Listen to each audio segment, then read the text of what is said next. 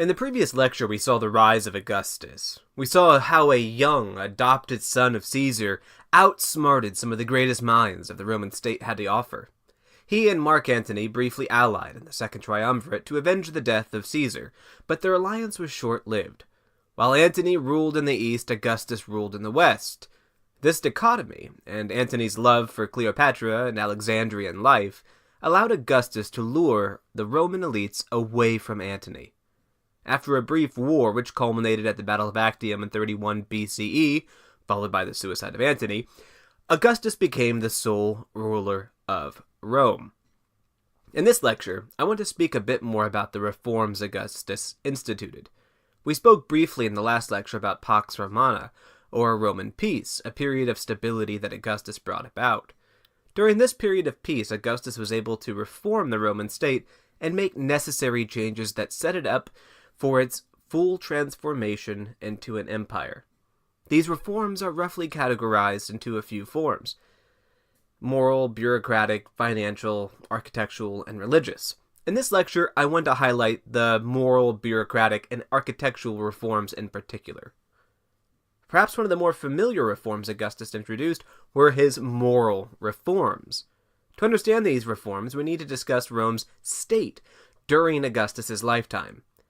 If you remember, after the Punic Wars, there was a large injection of wealth into the Roman state. This allowed the rich to become far richer. Along with this wealth, Roman culture gradually, from the view of Augustus, slipped into debauchery. Promiscuity and drunkenness abounded in Rome. Augustus was, by all accounts, tame in his alcohol consumption and appears from our records to be a man very much concerned with the moral purity of the Roman population. So much so, in fact, that he introduced a law to govern the Roman people, specifically women. These laws are collectively called the Leges Juliae of Augustus. They were introduced during the last 2 decades of the 1st century BCE, roughly 18 to 9 BCE. They governed a wide range of issues, from bribery to marriage, and they were designed to bring Roman people back to the place of moral superiority. I would like to focus on 2 laws in particular. The one mentioned above that focuses on marriage, and another from about 17 BCE entitled the Lex Julia de Adulteris Coercendis, which focused on adultery. Now, you are probably asking yourself, what do the words leges and lex, etc. all mean? Lex, L-E-X, is Latin for law. Leges is merely the plural of lex, so laws. Now, the natural follow-up question is, why do all these laws, and many others in Roman history, have the name Lex Julia? The reason for this is down to how Roman laws were named. Today, laws have catchy, very sarcastic here, names like Protecting Family and Small Business Tax Cuts Act of 2018. Riveting stuff. The Romans have a far simpler way of naming bills. They name them after the person who introduced them. The name used for the bill is the adjectival form of the family name.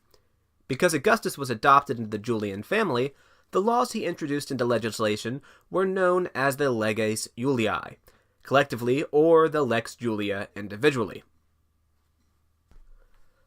To designate these laws, we add certain qualifiers, i.e. de adulteris coercendis, or on the punishing of adultery. So, the Lex Julia de adulteris de coercendis is literally the Lex Julia on the punishing of adultery. This particular law is quite colorful in its legislation. If a couple was found to have committed adultery, both parties were sent to differing islands, and sections of their property would have been seized by the state. The reason why this law is so interesting to discuss is because Augustus in his career was faced with a terrible decision. Augustus's daughter, Julia. She committed adultery in the last decade of the 1st century BCE. And in doing so, she placed Augustus in a difficult position.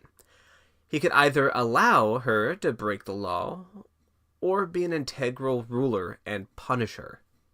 In the end, he chose the latter. He banished her to an island with a single servant, no men and no wine. Later, that same decade, his granddaughter of the same name would commit adultery and also be sent to an island. Artists of the last few centuries, such as Joseph Wright, have tried to capture this moment in history. Augustus's other marriage law, known as the Lex Julia de Maritandis Ordinibus, or the Lex Julia on the orders of matrimony, was proposed in 18 BCE and tried to limit Roman marriages by social status of those being married. Remember, Romans were very particular about social status. Their census defined who fit into what place in the social hierarchy of Rome. This law sought to force women into matrimony. Women who were of marrying age and widows who were still of an appropriate age to remarry were pushed into marriages. Through this law, which sought to block them from receiving inheritance if they did not remarry. Married couples who remained childless were also penalized. Although Augustus had supreme authority in Rome, it is clear from our evidence that these laws were not taken too seriously, and many openly disobeyed them. That is not to say that Augustus didn't try to enforce them. As we have seen, however, some, like Julia, were punished harshly for breaking the law. What is significant here is that Augustus was trying to use his position of power to bring Rome into a state of moral purity to, as he saw it, improve the overall health of the Roman state. Whether he was successful is beyond the point, which is that he used his position to actively try and improve Rome. By the time Augustus came to power, the institutions of the Roman Republic were rife with corruption, far beyond the normal corruption that lingers in politics universally. The first thing Augustus did was adjust the Roman Senate. In 30 BCE, the number of senators was 900, a far more bloated number than it originally consisted of. To bring about stability in the Senate, Augustus introduced a series of reforms to bring that number of 900 back down to 600. In doing so, he ridded the senators, whom he viewed as being of low status, took them out of the Senate.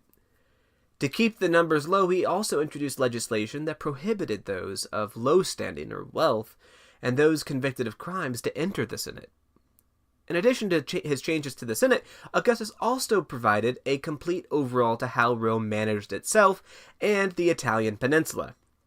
He divided Italy into many districts, with a strong bureaucracy that remained centrally tied to Rome. With Rome itself, Augustus separated the city into several districts and provided them with their own firefighters and the Western world's first police force. In addition to this, he provided himself and future emperors with an elite band of soldiers for the protection of the emperor known as the Praetorian Guard. And lastly, I want to talk a bit about architectural reforms. One of the most overlooked but most significant reforms Augustus introduced were the architectural reforms. To enact an architectural reform, Augustus created commissions of senators that oversaw public works projects to maintain existing buildings and roads. One of the greatest things he had made was the Aqua Julia, a massive aqueduct, which was first built in 33 BCE by Agrippa, but majorly expanded under Augustus in around 11 BCE. The aqueducts that Augustus created allowed for massive amounts of running water to stretch across the area in and around Rome. As noted above, Augustus also took an active role in constructing and repairing roads. There is still a common expression today: all roads lead to Rome. Although we cannot give Augustus sole credit for the Roman road system, he was certainly a major contributor to the creation and preservation of the roads. Roads are very important, and the abundance of roads today makes it where we can take them somewhat for granted. Think of how hard it would be to travel from Florida to Michigan without I-75, or any other major roads for that matter. The journey may take days, weeks, maybe even a month, maybe even 2. Roads, more specifically effective roads, make travel easier. Easier travel leads to more effective trade. More effective trade leads to a stronger economy. A stronger economy leads to happier people, and happier people make for a successful ruler. By maintaining these roads, Augustus helped contribute to the bustling economy that Rome had during his rule. It should be noted that many of these roads still exist today and are even still used. So in conclusion, what do these Romes collectively demonstrate? They reveal a sole ruler of Rome who actively had the best intentions for Rome. Although Augustus may have craved power, he used that power to genuinely improve the Roman state by ushering in a new era of reforms that made Rome a central authority in its vast empire. He tried to make the Roman people more moral. He created roads and aqueducts to improve the life and increase travel and trade for his people. He also instituted reforms to make the state function more efficiently. The entire time, he was placing himself at the center of the state. How effectively did he do this, and to what extent did this apply after his death?